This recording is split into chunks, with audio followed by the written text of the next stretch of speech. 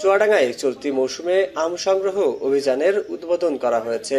সকালের দিকে জেলা শহরের কেদারগঞ্জ এলাকায় মহলদারের আম বাগানের গাছ থেকে আম পেড়ে এই কর্মসূচির উদ্বোধন করেন চুয়াডাঙ্গার জেলা প্রশাসক মোহাম্মদ জহিরুল ইসলাম। সকালে গুটি ও আটি ও বোম্বাই জাতের আম গাছ থেকে আম পাড়া শুরু হয়েছে। পর্যায়ক্রমে চলতি মে ও জুন মাস জুড়ে চলবে আম সংগ্রহ। জেলার 4টি উপজেলায় চলতি মৌসুমে 2300 হেক্টর জমিতে আমের বাগান রয়েছে। আবহাওয়া অনুকূলে থাকায় আমের ফলন ভালো হয়েছে। এবছর জমি থেকে 34,500 মেট্রিক টন আম উৎপাদন হবে বলে লক্ষ্যমাত্রা নির্ধারণ করা হয়েছে। আম চাষের সাথে জড়িত রয়েছে প্রায় 15,000 কৃষক। বাইরে রপ্তানি করতে চান, এক্ষেত্রে যারা রপ্তানি করতে চান অনুগ্রহপূর্বক আমাদের সাথে আগে থেকে একটু যোগাযোগ করবেন।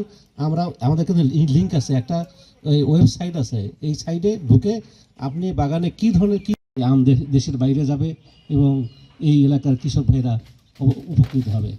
সকলকে আবারও ধন্যবাদ জানাচ্ছি। আমাদের জেলা প্রশাসক মহোদয়, আমাদের সেক্রেটারি মহোদয় এখানে এসেছেন, আমাদের আরও অনেক কর্মকর্তা এসেছেন, সবাইকে আমি ধন্যবাদ জানাচ্ছি।